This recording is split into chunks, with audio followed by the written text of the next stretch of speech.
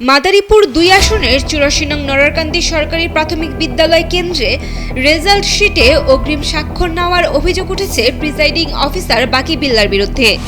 তিনি সরমঙ্গল ফাজিল মাদ্রাসার সহকারী অধ্যাপক হিসেবে কর্মরত। আমি এটা কাজ আগায় রাখার জন্য করছি, কারণ ভোটের পরে এতগুলো স্বাক্ষর, প্রায় এক একজনের ২০টা স্বাক্ষর লাগবে, ২০টা স্বাক্ষর লাগবে। আমাদের এখানে ৫ জন করে ১০০ স্বাক্ষর লাগবে।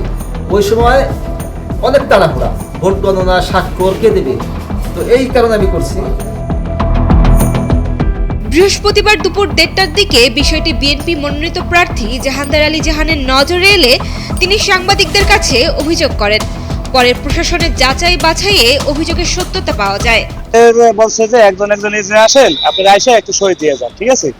তারপর আমরা এখানে চলে আসছি সই দিতে, ঠিক আছে। পরে একজন সই দিছি, সে যদি এটা বলতো আমাদের রেজাল্ট শিট, তাহলে আমরা এখানে সই করতাম না, ঠিক আছে।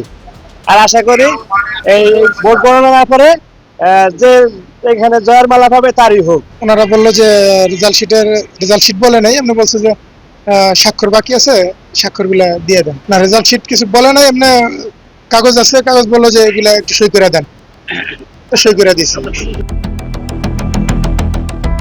অভিযোগের পর জেলা প্রশাসক জাহাঙ্গীর আলমকে জানানো হলে তিনি তাৎক্ষণিকভাবে উপজেলা নির্বাহী কর্মকর্তা ও সহকারী রিটার্নিং কর্মকর্তা মাহফুজুল আলমকে ব্যবস্থা নেওয়ার নির্দেশ দেন। পরে ইউএনও ঘটনাস্থলে গিয়ে স্বাক্ষরিত রেজাল্ট শিট জব্দ করেন। ঘটনাটি এলাকায় ব্যাপক চাঞ্চল্যের সৃষ্টি করেছে।